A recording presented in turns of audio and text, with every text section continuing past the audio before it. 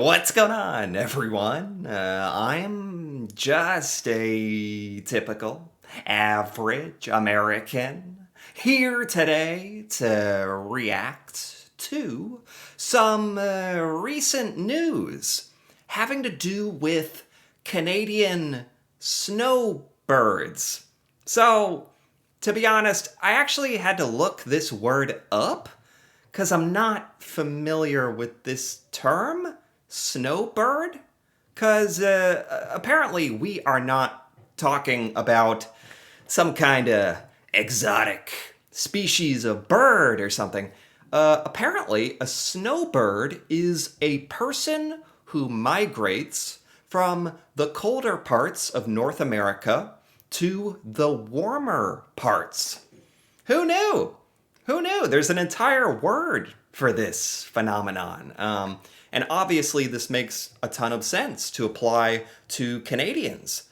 So, unfortunately, it looks like many Canadians who would usually visit the United States here in the winter are choosing not to do that, which is obviously really bad for the United States. So I want to take a look at a few videos about this and learn exactly what's going on, what this phenomenon is, and honestly, what Canadians are thinking about this entire situation. So let's take a look. It seems more Canadian snowbirds are deciding to fly elsewhere this winter to avoid the U.S. as their vacation destination. The number of Canadians crossing the border has been steadily dropping, and a new survey finds the trend is likely to continue well into next year. What? Well into next year? The trend is continuing? Wait, it's not like, are they saying it's not just maintaining, like, oh, these Canadians aren't visiting anymore. The number is increasing. The trend is continuing. More and more Canadians are deciding every day that they don't want to travel to the United States. Honestly, as, unfortunate this is to hear about, I can't say I'm that shocked. I'm pretty sure tourism here to the U.S. is down probably from every country, especially Canada. So, and I can't say that I don't get it, because I get it. Like, pick your reason as a Canadian. Choose from a bunch of different reasons that you don't really like the United States right now. I get it. It's hard to argue against. It's just, as an American, it's just really sad to hear about that this is the current state of affairs. Here's Pat Foran and Consumer Alert. Pat. Well, thanks, Nathan and Michelle. Next month, many retired Canadians would normally be packing their suitcases to head to Florida, Arizona, and other sunny U.S. destinations. Arizona? What's in Arizona? Not to nitpick or... By God, if you want to come here and to Arizona, please do. Goodness knows we could use the tourism, but Florida, yeah, I get. Anyway, that caught me off guard. It's hot. Canadians obviously travel to places in the United States where it's very warm to get away from the winter and the cold and all that. But a new survey shows a massive drop in snowbirds planning to cross the border, choosing other hotspots instead. More Canadians are turning their backs on travel to the U.S., deciding to either stay at home or choose sunny destinations somewhere else. It's not even that Canadians are just staying home. You're not necessarily giving up on travel. Like, it sounds like Canadians are just going to other places. Like, the United States is literally, like, making ourselves miss out on tons of revenue, for one thing, from all the tourism spending that people do when on vacation. But, man, it is just... It's bad. It's bad. Yeah, so I'm actually curious, what are the, like, if not America, where do Canadians go to? A survey by the Travel Health Insurance Association of Canada found that only 26% are likely to go to the U.S. That's a 37% drop from last year. Oh my God. This has to be like unprecedented. Like, what is another time, especially since they started keeping statistics and records like this? This has to be like the de facto worst year ever for American tourism. Is there something I'm forgetting? Like, this is it. It doesn't get any worse than this. This is the worst. The survey found of those 61 years of age and older, only 10% are likely to go to the U.S. That's a 66% drop from the year before. Oh my God. Maybe the older you are, the more you know how to really hold a grudge. Or I don't know why there's such a big discrepancy in age. Maybe the younger people are more likely to like go travel to Europe or something crazy.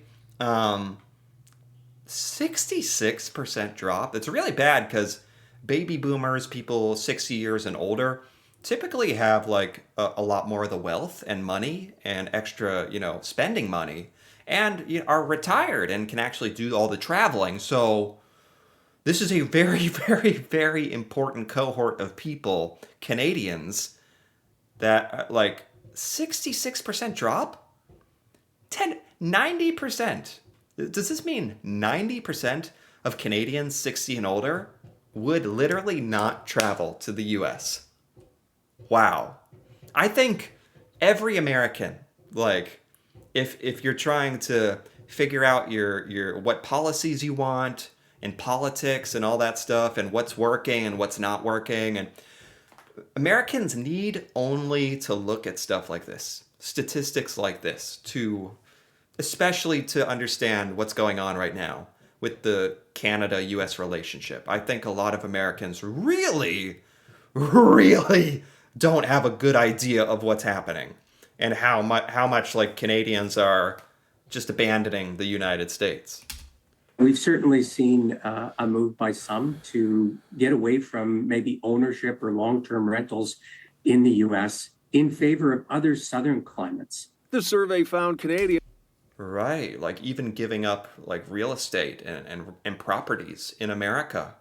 Wow. That's how you know people are passionate. Like, America has properly pissed off Canadians with all this.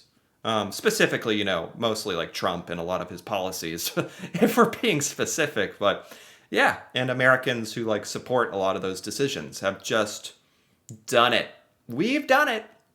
I don't think we understand it exactly what we've done or why, but we've done it. Are concerned about rising travel costs, political tensions, exchange rates, and safety. Okay, so these are the reasons, the concerns. Rising travel cost. I mean, yeah, things are more expensive, but it feels like everywhere in the world they're more expensive. Rising travel costs like airplane tickets or gas or like hotels, that kind of thing, I guess. Food.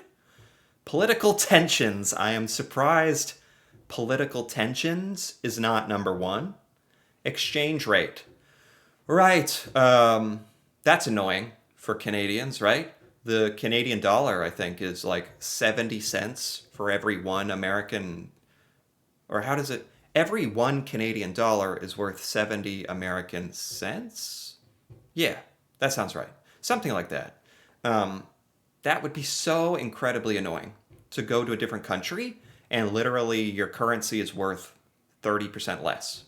I wouldn't want to do that. Safety, that's an interesting one. Like, I've always maintained that, like, as an American, like, as far as, like, bodily harm, like, I feel pretty safe.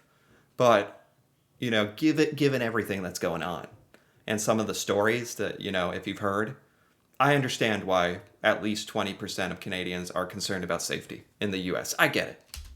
The shift comes at a time when the U.S. is introducing new entry requirements, which mean Canadians staying for longer than 30 days need to register and provide their fingerprints, be photographed, and pay a $30 fee. What? Huh? So what? Since when is that? What? So we're just doing everything in our power at this point to like discourage Canadians from coming here? What is this? When did this policy go into effect? Why is this not bigger news? I think it's because it doesn't affect Americans. That's why. Can answer my own question. We really tend to not bother to learn about or care about things that don't affect us. The ironic thing is, all of this really, really, really affects us, Americans. Most of us just don't know it. If you want to stay over 30 days, they said, you have to do all this?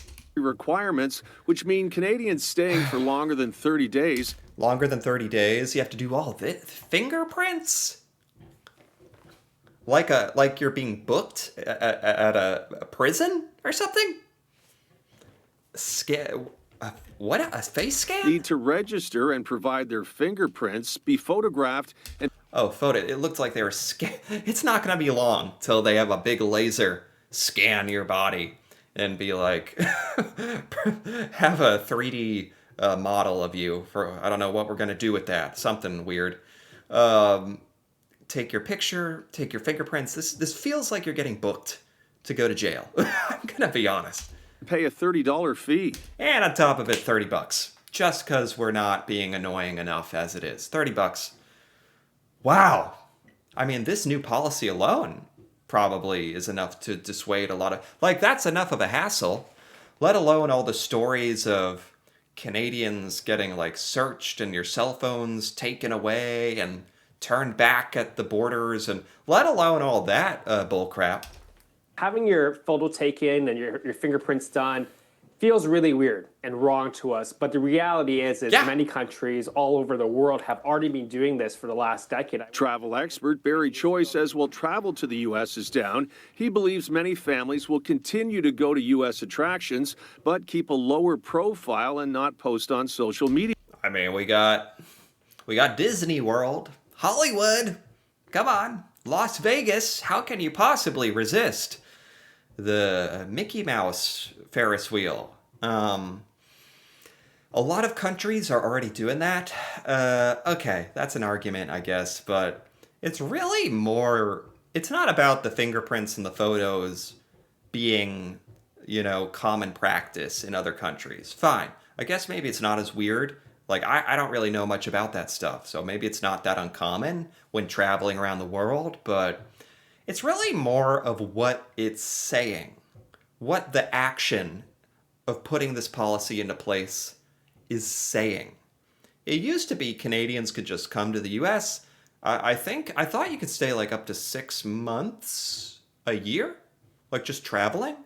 Now, and that was like a very healthy, very open relationship. You didn't have to have your picture or fingerprints taken, and it was a sign of like goodwill and camaraderie between our countries. It was simple and easy to travel between them. Now it's just getting harder and harder and more convoluted, and yeah, it's not the end of the world, but it's really just putting these policies into place to make it harder for Canadians to visit.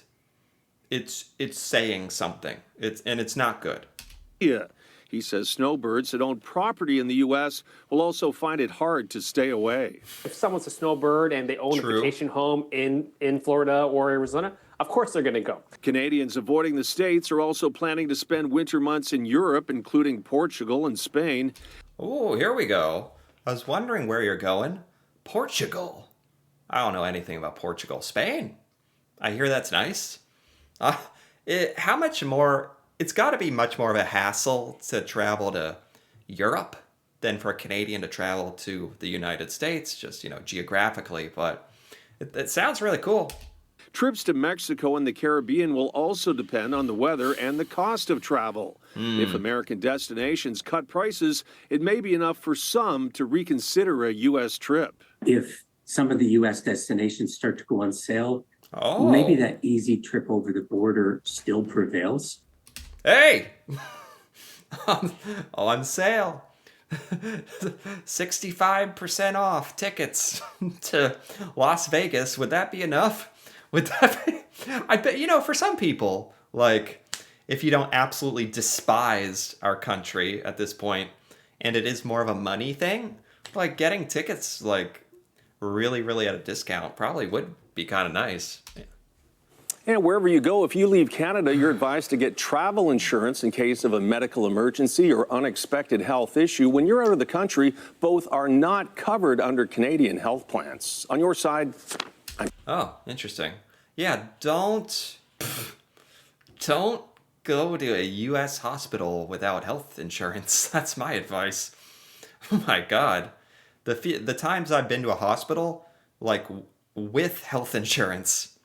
Like, I have health insurance, and I've gone for like the emergency room. Like, a week later, they were trying to charge me like $1,000. Like, it's insane. Anyway, not to scare anybody, but if you come here, don't get too injured, or if you break your arm, just like run back home over the border. Whatever you have to do. This was, joking aside, this was not a funny video. I'm trying to find some kind of levity here in the madness. I totally get it. If I was Canadian, this would probably be my exact stance. That's what makes it so difficult to even be upset about this. Like, you can't fault Canadians for not wanting to travel to the US at this point. Even just the other week, like, with all the stuff happening between Canada and the US not having any trade negotiations anymore. So we're in total limbo.